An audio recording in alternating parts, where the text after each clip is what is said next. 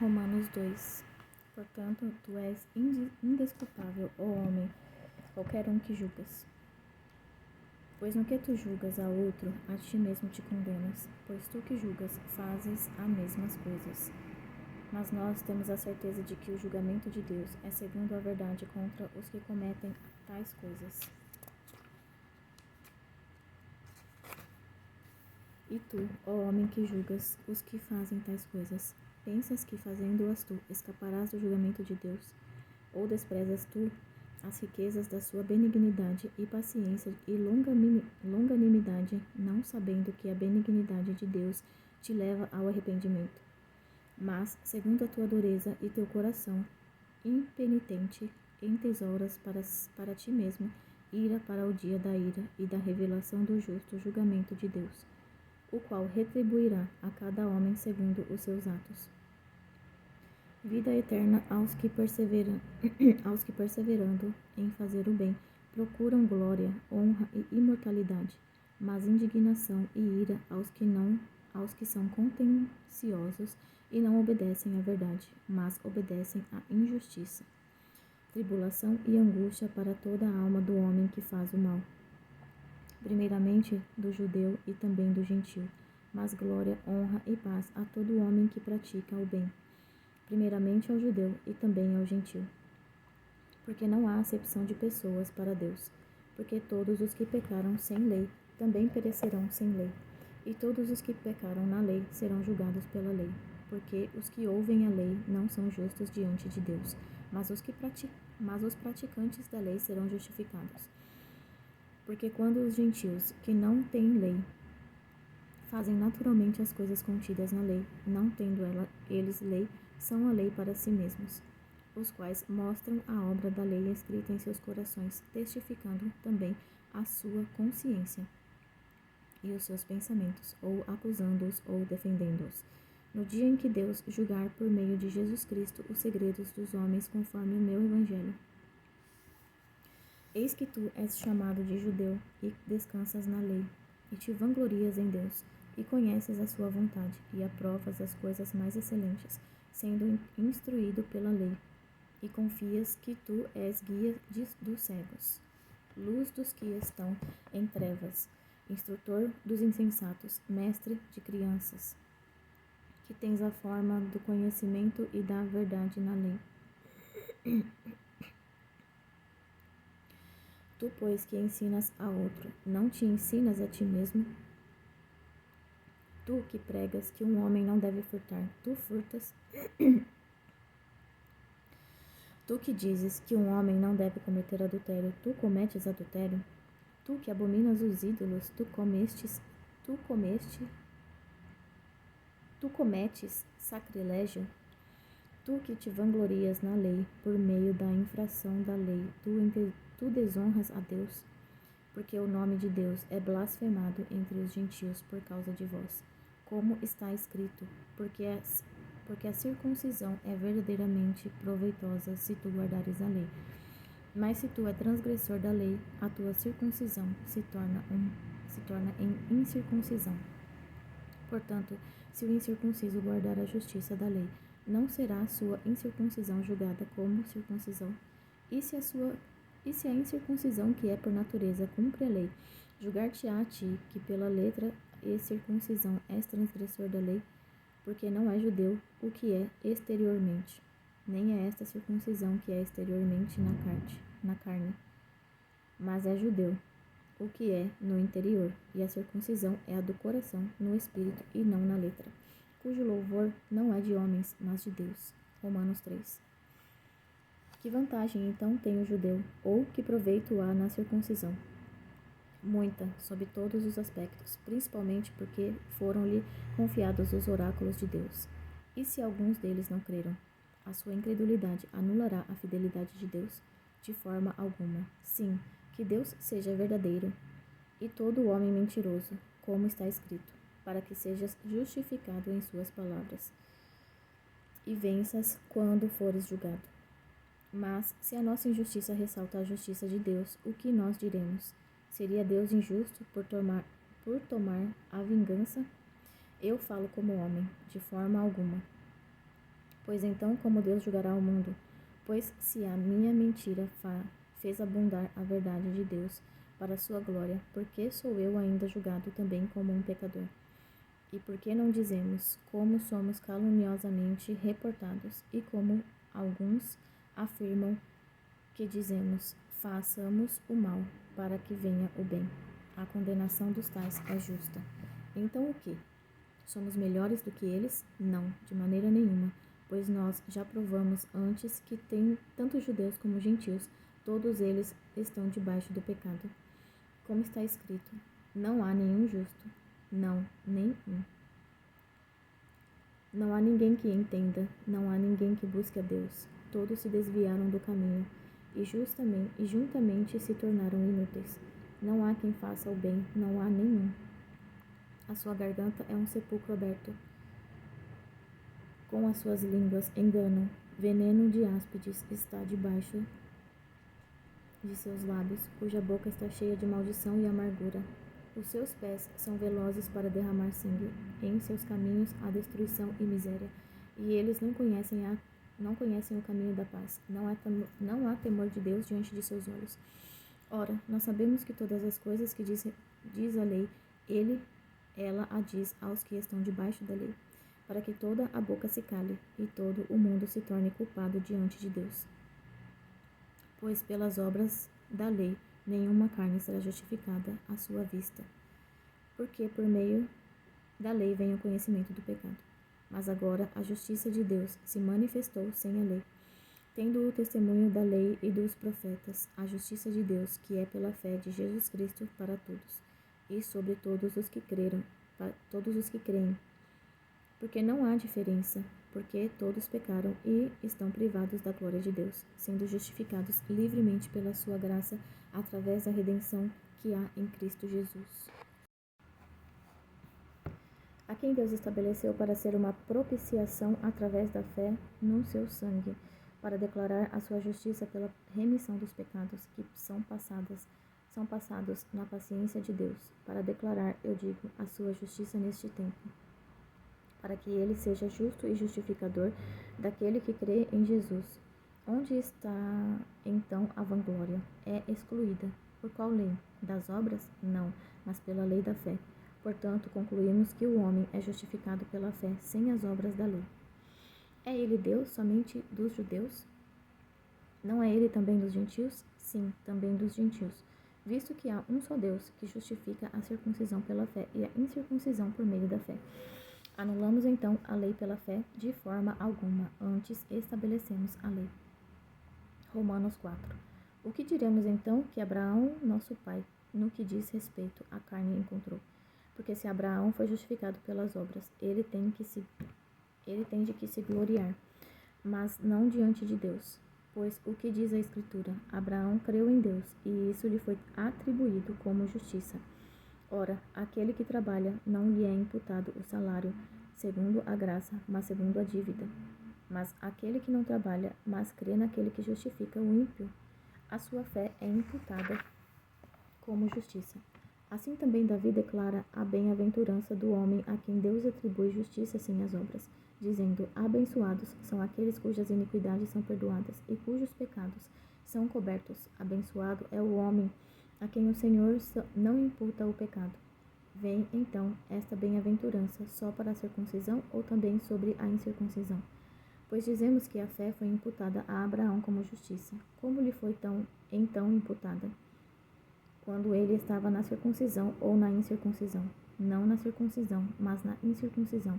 E ele recebeu o sinal da circuncisão, um selo da justiça de fé, quando ainda estava na incircuncisão, para que ele pudesse ser o pai de todos os que creem, embora eles não sejam circuncidados, para que a justiça lhes seja atribuída também, e fosse o pai da circuncisão, daqueles que não somente são da circuncisão, mas também para os que andam nos passos daquela fé do nosso pai Abraão, que tivera ainda na incircuncisão.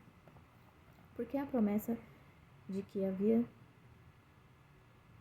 de ser herdeiro do mundo não foi feita pela lei a Abraão ou a sua semente, mas pela justiça da fé. Porque se os que são da lei são herdeiros, logo a fé é vã e anulada a promessa. Porque a lei opera a ira, pois onde há lei não há transgressão. Portanto, é pela fé, para que seja por graça, a fim de que a promessa seja assegurada a toda a semente, não só a que é da lei, mas também a que é da fé de Abraão, que é o pai de todos.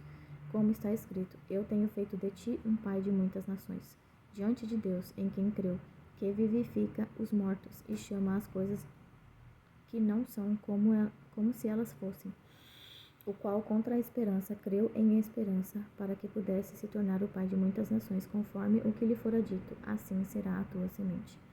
E não enfraquecendo na fé, ele não considerou seu próprio corpo praticamente morto quando tinha já quase 100 anos, nem ainda a morte no ventre de Sara, e não vacilou da promessa de Deus por incredulidade, mas foi forte na fé, dando glória a Deus. E estando plenamente convencido de que o que ele tinha prometido também era capaz de cumprir.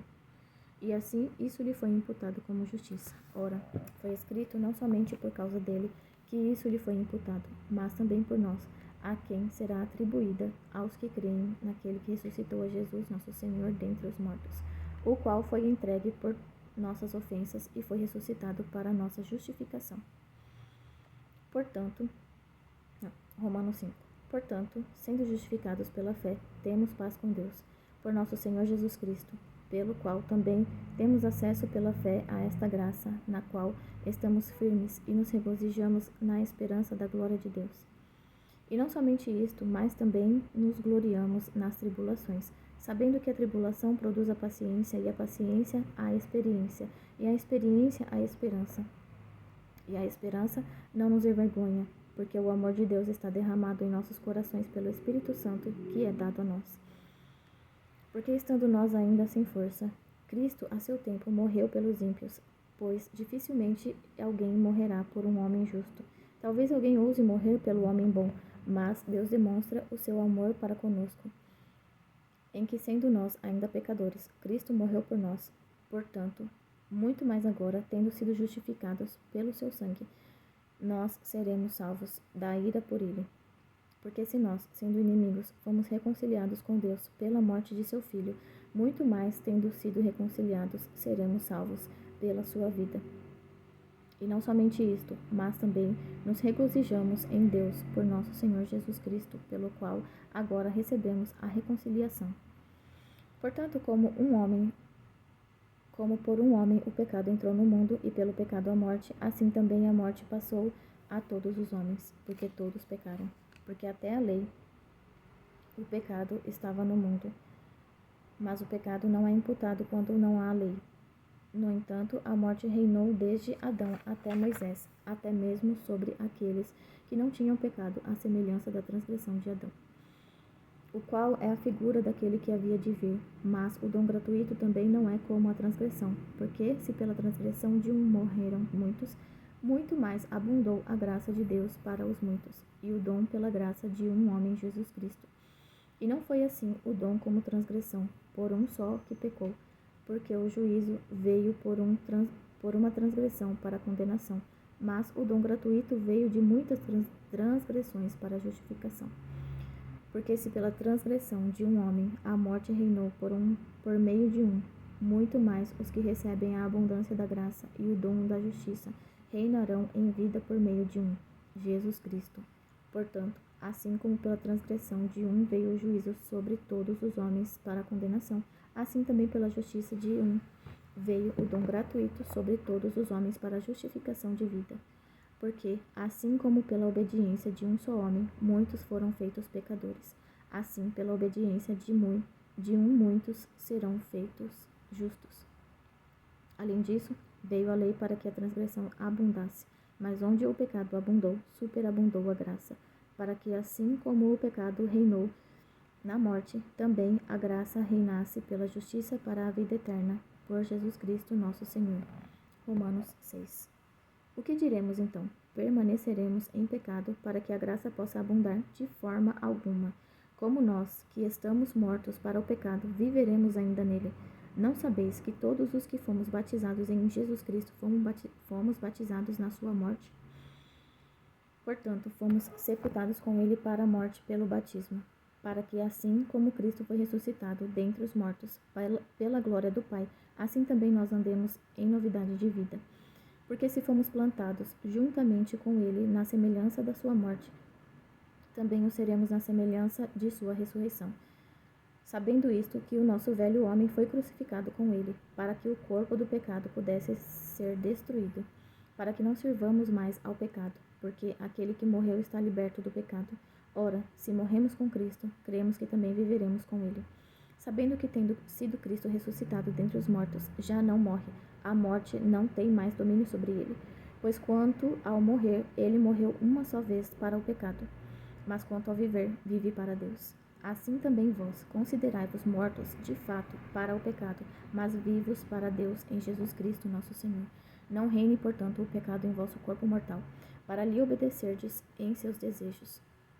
Nem tampouco apresenteis os vossos membros como instrumentos de injustiça ao pecado, mas apresentai-vos a Deus como os que são vivos dentre os mortos, e os vossos membros como instrumentos de justiça a Deus, porque o pecado não terá domínio sobre vós, pois não estáis debaixo da lei, mas debaixo da graça. Pois que pecaremos porque não estamos debaixo da lei, mas debaixo da graça? De forma alguma. Não sabeis vós que a quem vos apresentardes como servos para obedecer-lhe, servos sois daquele a quem obedeceis, seja do pecado para a morte ou da obediência para a justiça? Mas graças a Deus que fostes servos do pecado, mas obedecestes de coração à forma de doutrina a qual fostes entregues, e tendo sido libertados do pecado, tornastes servos da justiça. Eu falo segundo a maneira dos homens, por causa da fraqueza da vossa carne, pois assim como apresentastes os vossos membros para servirem à imundícia e à iniquidade para a iniquidade, assim apresentai agora os vossos membros para servirem à justiça para a santificação. Porque quando éreis servos do pecado, estáveis livre da justiça.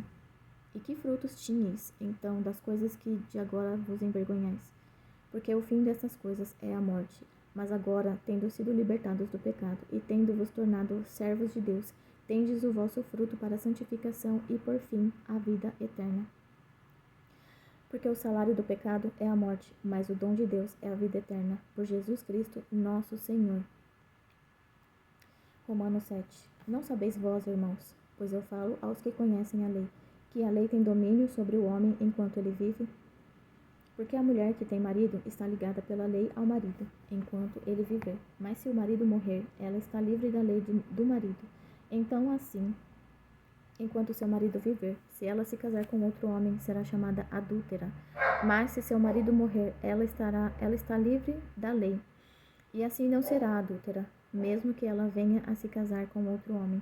Portanto, meus irmãos, também vós tornastes mortos para a lei pelo corpo de Cristo, para que chegasseis a ser de outro, do que foi ressuscitado dentre os mortos, a fim de que dessemos fruto para Deus.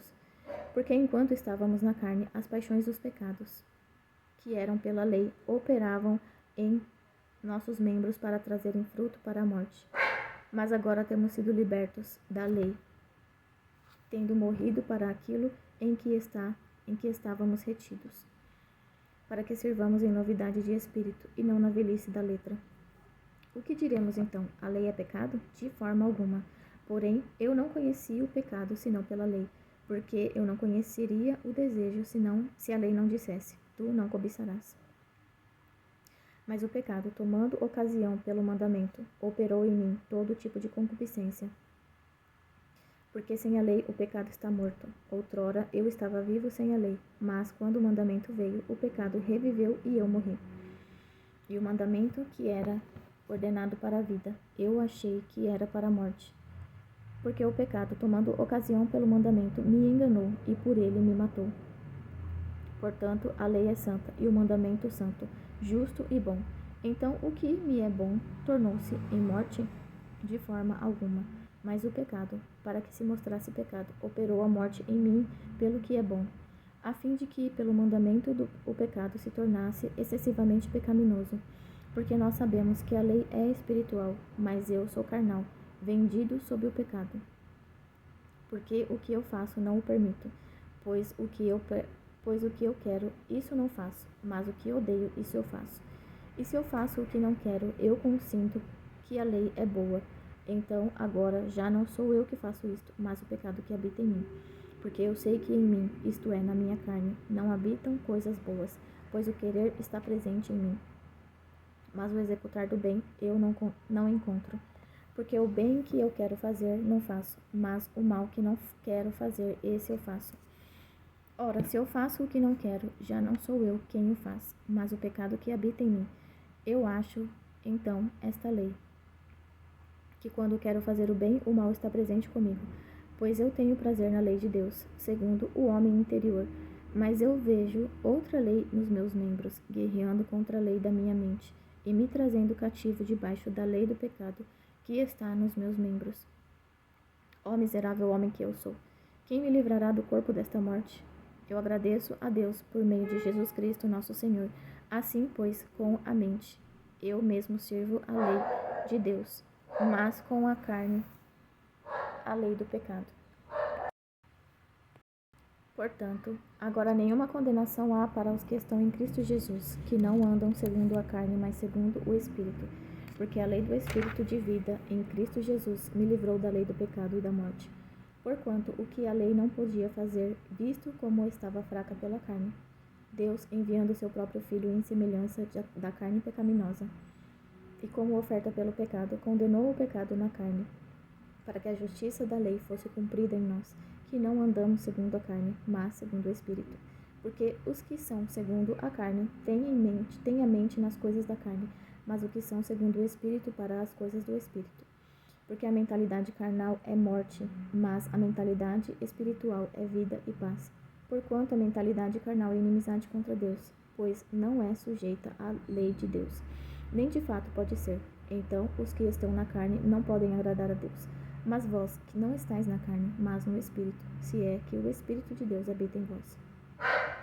Ora, se algum homem não tem o Espírito de Cristo, esse não é dele. E se Cristo está em vós, o corpo está morto por causa do pecado, mas o Espírito é vida por causa da justiça. Mas se o Espírito daquele que ressuscitou a Jesus dentre os mortos habita em vós, aquele que ressuscitou a Cristo dentre os mortos também vivificará os vossos corpos mortais pelo seu Espírito que habita em vós. Portanto, irmãos, nós somos devedores, não à carne, para vivermos segundo a carne. Porque se viverdes segundo a carne, morrereis. Mas se através do Espírito mortificardes as obras do corpo, vivereis. Porque todos os que são guiados pelo Espírito de Deus, esses são filhos de Deus. Porque não recebestes um espírito de servidão, para novamente temerdes, mas recebestes o espírito de adoção, pelo qual clamamos, Abba, Pai. O mesmo Espírito dá testemunho com o nosso espírito de que somos filhos de Deus. E se filhos, então herdeiros, herdeiros de Deus e herdeiros com Cristo. Se então nós sofremos com Ele, que também nós sejamos glorificados juntos. Porque eu considero que os sofrimentos deste tempo presente não são dignos de serem comparados com a glória que há de ser revelada em nós. Porque a ardente expectativa da criatura espera pela manifestação dos filhos de Deus. Porque a criatura ficou sujeita à vaidade, não voluntariamente, mas por causa do que a sujeitou em esperança.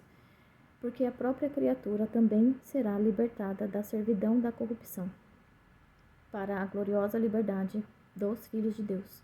Porque nós sabemos que toda a criação geme e, uníssona, sofre dores de parto até agora. E não só ela, mas nós mesmos também, que temos as primícias do Espírito, também gememos em nós mesmos, esperando a adoção, a saber, a redenção de nosso corpo. Porque somos salvos pela esperança, mas a esperança que se vê não é esperança. Como, pois, esperançar do o que um homem vê? Mas se esperarmos o que não vemos, então, com paciência, o aguardamos. Semelhantemente, o Espírito também nos ajuda em nossas fraquezas, porque não sabemos o que devemos orar como convém, mas o próprio Espírito intercede por nós com gemidos que não podem ser proferidos. E aquele que examina os corações sabe qual é a intenção do Espírito, porque ele faz intercessão pelos santos, segundo a vontade de Deus. E sabemos que todas as coisas trabalham juntamente para o bem daqueles que amam a Deus, daqueles que são chamados de acordo com o seu propósito, para quem ele conheceu antes. Ele também os predestinou para serem conformes à imagem de seu Filho, para que ele pudesse ser o primogênito dentre muitos irmãos.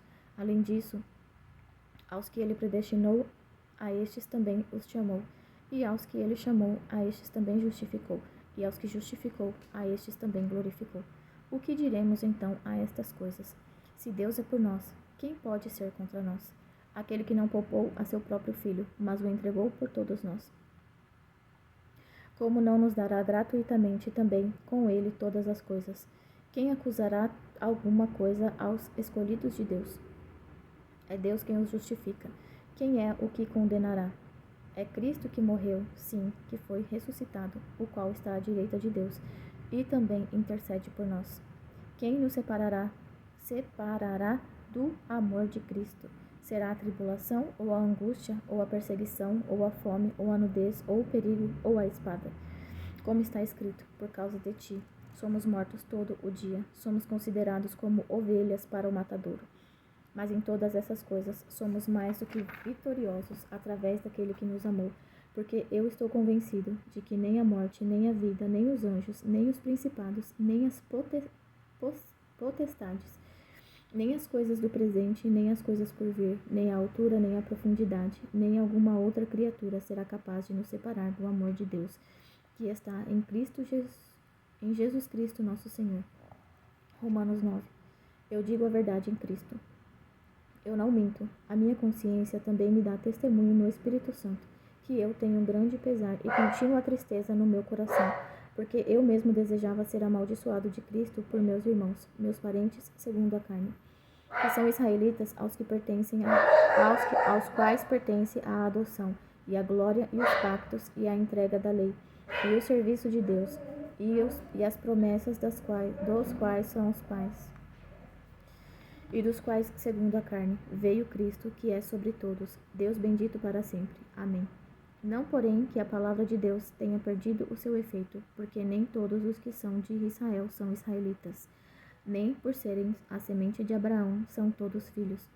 Mas em Isaque será chamada a tua semente, isto é, os que são filhos da carne. Estes não são filhos de Deus, mas os filhos da promessa são considerados como semente. Porque esta é a palavra da promessa. Por este tempo eu virei, e Sara terá um filho. E não somente isso, mas também quando Rebeca concebeu de nosso pai Isaque, porque não tendo os filhos ainda nascido, nem tendo feito algum bom ou mal, para que o propósito de Deus pudesse permanecer segundo a eleição, não por obras, mas por aquele que chama. Isto foi dito a ela: o mais velho servirá o mais jovem. Como está escrito: Jacó eu tenho amado, mas Esaú eu tenho odiado. O que diremos então? Há em Deus injustiça? De forma alguma, porque ele diz a Moisés: eu terei misericórdia de quem eu tiver misericórdia, e eu terei compaixão de quem eu tiver compaixão. Assim, pois, não é daquele que quer, nem daquele que corre, mas de Deus, que manifesta misericórdia, porque a Escritura diz a Faraó: para este mesmo propósito eu te levantei, para mostrar o meu poder em ti, e para que o meu nome seja declarado em toda a terra. Portanto, ele tem misericórdia de quem ele quer ter misericórdia, e endurece a quem quer. Tu dirás a mim então, por que ele ainda achou culpa? Pois quem tem resistido à sua vontade? Mas, ó homem, quem és tu para que contestes a Deus? Dirá a coisa formada ao que a formou: porque tu me fizeste assim. Não tem o oleiro poder sobre o barro para da mesma massa fazer um vaso para a honra e outro para a desonra? E se Deus, disposto a demonstrar a sua ira e dar a conhecer o seu poder, suportou com muita paciência os vasos da ira, preparados para a destruição, para que ele também desse a conhecer as riquezas da sua glória nos vasos de misericórdia, que antes ele já preparou para a glória, até nós, a quem ele chamou, não só dentre os judeus, mas também dentre os gentios, assim como ele também diz em Oséias: eu os chamei Eu os chamarei meu povo, os quais não eram meu povo, e amada a que não era amada. E acontecerá que no lugar em que lhes foi dito, vós não sois meu povo, ali serão chamados filhos do Deus vivo. Isaías também clamava acerca de Israel, ainda que o número dos filhos de Israel seja como a areia do mar, o remanescente será salvo. Porque ele concluirá a obra e a abreviará em justiça. Porque o Senhor será breve a obra, porque o Senhor fará breve a obra sobre a terra. E como Isaías disse antes, se o Senhor Sabaoth não nos tivesse deixado semente, teríamos nos tornado como Sodoma e teríamos sido feitos semelhante a Gomorra. O que diremos então? Que os gentios que não seguiam a justiça alcançaram justiça, a justiça que é pela fé. Que os gentios que não seguiam a justiça alcançaram justiça, a justiça que é pela fé. Mas Israel, que seguia a lei da justiça, não alcançou a lei da justiça. Por quê? Porque eles não a buscaram pela fé, mas como que pelas obras da lei, pois eles tropeçaram na pedra de tropeço, como está escrito: Eis que eu ponho em Sião uma pedra de tropeço e uma rocha de ofensa, e todo aquele que crer nela não será envergonhado. Amém.